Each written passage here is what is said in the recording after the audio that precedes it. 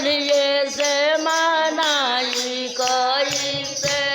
हमारा मन करे नैहर जे जाए के, हमारा मन करे नैहर जाए के। भोला रूसल बाड़े हम मनाई कैसे। हमरा मन करे नैहर जग जाई कैसे। हमरा मन करे नैहर जग जाई कैसे। भोला रोसल बाड़े काले से मनाई कैसे। ए हमारा मन करे नैहर जाए के मन कैसे। ए जी जाई कैसे। औला रूसल बाड़े हम मनाई कैसे। सासु घरवा है ना ससुर घरवा है ना।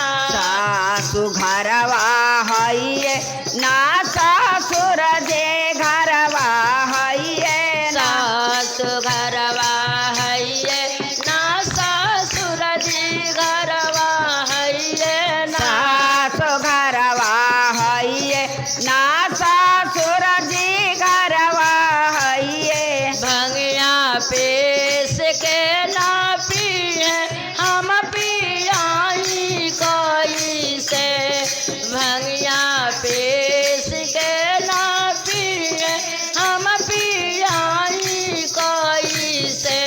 भोला रोसल बाड़े कलिए से मनाई कैसे। ए भंगिया पीस के ना पिए ले पियाई कैसे। भंगिया पीस के ना पिए ले पियाई कैसे। भोला रूसल बाड़े जाए के मनाई कैसे। भोला रोसल बाड़े कलिए से मनाई कैसे। भोला रोसल बाड़े कहिए से मनाई कैसे। हमरा मन कर नैहर जग जाई कैसे।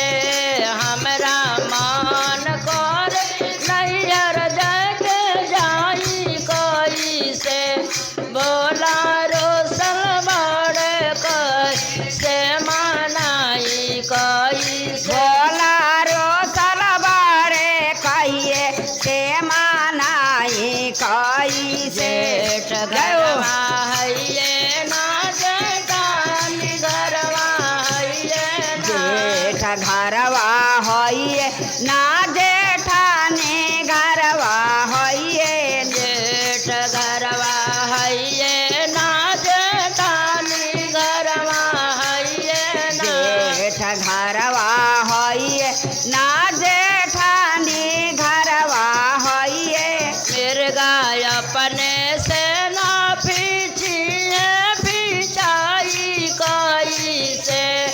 मिर्गा अपने से ना पीछिए पिछाई कैसे।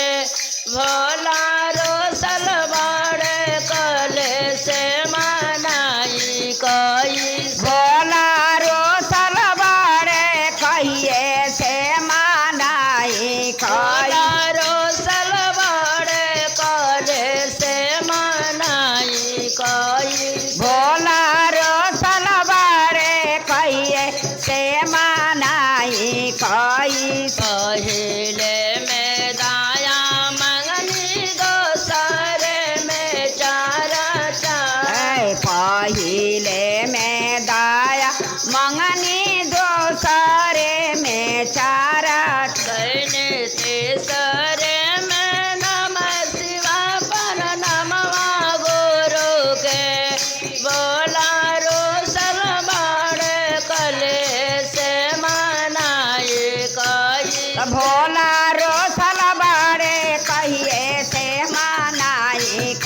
कई से गुरुदेव सलवार कैसे मनाए कई भोला रू सलवारे कहिए से मनाई कई से प्रेम से बोला श्री गुरु महाराज की जय। हर हर महादेव माई भवानी सच्चे दरबार की जय।